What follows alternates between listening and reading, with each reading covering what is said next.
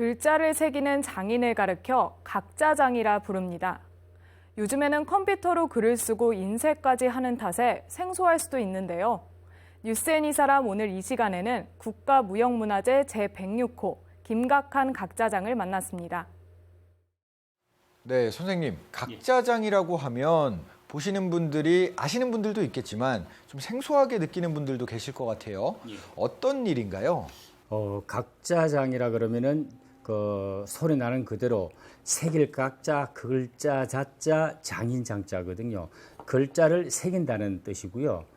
각자장이 하는 일은 인쇄술이 발달되기 전에 옛날에 이제 저 목판에다가 이제 글자를 새기는 건데 글자를 뒤집어서 새겨가지고 그 새긴 그 각판을 갖다가 이제 한지에다가 인출을 해서 그걸 책으로 엮어서 일반인한테 알리는 거죠.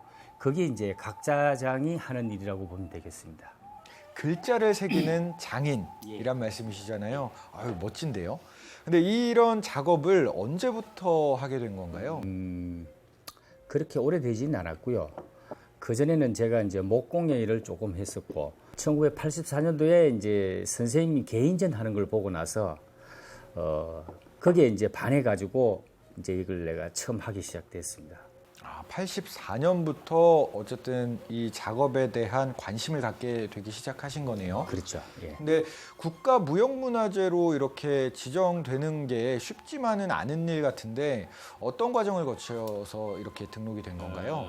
아무나 오래됐다고 해서 다 국가문화재로 지정되는 건 아니고요. 이제 보유자가 되는 과정이 쭉 있는데 보유자가 돌아가셨거나 보유자가 연세가 많으셔가지고 전성 활동을 하기 어려울 때 국가에서 필요에 의해서 이제 시험을 봐가지고 이제 보유자가 되는 과정이 있습니다. 각자라는 것의 매력이 좀 궁금하거든요.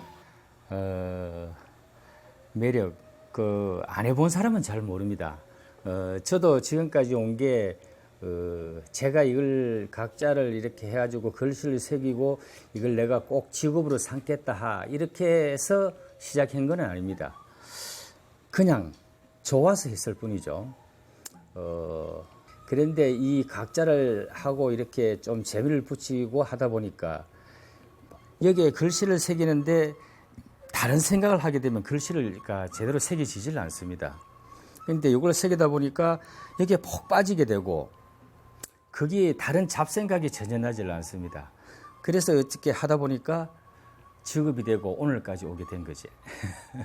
이제 국가무형문화재 같은 경우에는 이제 1년에 한 번씩 이제 지역 주민을 작업장에 모신다거나 이렇게 같이 좀 소통할 수 있는 기회를 만들고 있잖아요. 어떤 시간이 되고 있나요? 국가문화재는 의무적으로 1년에 한 번씩 각 기능을 가진 보유자들이 일반인들을 상대로 본래의 기능을 갖다가 처음부터 끝까지 다 보여줘야 되는 그런 의무적인 그런 활동을 해야 됩니다. 그래서 지난번에 저희 공방에서 처음으로 이제 공방 공개 행사를 내가 시행을 했었습니다. 제가 요 서초구에서 86년도에 방배동에서 이제 다른 데 사다가 이사 온 지가 86년도에 왔는데 그때부터 지금까지 근 한 7, 8년 거의 됐죠. 이웃 사람들도 제가 못하는 사람인지 잘 모릅니다. 그래가지고 공방 공개 행사를 하면서 우리 지역 주민들에게도 이런 국가문화재가 이런 일을 하는 사람이 있다는 것도 좀 알리고 우리 각자 문화도 좀 알리기 위해서 공방 공개 행사를 실시했던 겁니다. 각자도 그렇고 이런 전통문화 계승이 어떻게 보면 정말 중요한 일이잖아요. 근데 한편으로는 또 그런 것들이 좀 뒤처지다 보니까 좀 안타까운 면들도 있을 것 같아요. 어떠신가요? 우선 보유자들이 이게 좀 속된 얘기지만 잘 먹고 잘 산다면은 배운 사람이 좀 많을 겁니다. 근데 현재로 우리 각자 같은 분야는 배운 사람은 많습니다. 이제 정년을 앞두거나 정년하신 분들 노후에 이제 취미 생활로 하시려고 하는 사람은 있는데 이걸 이제 계속 해갖고 우리 전통을 갖다가 맥을 이어가겠다 이렇게 하는 사람은 별로 많지 않습니다. 그 이유가 일단 생활에 돼야 되지 않습니까? 우리 전통과학자는 이게 후진 양성하는데 상당히 애로가 있습니다.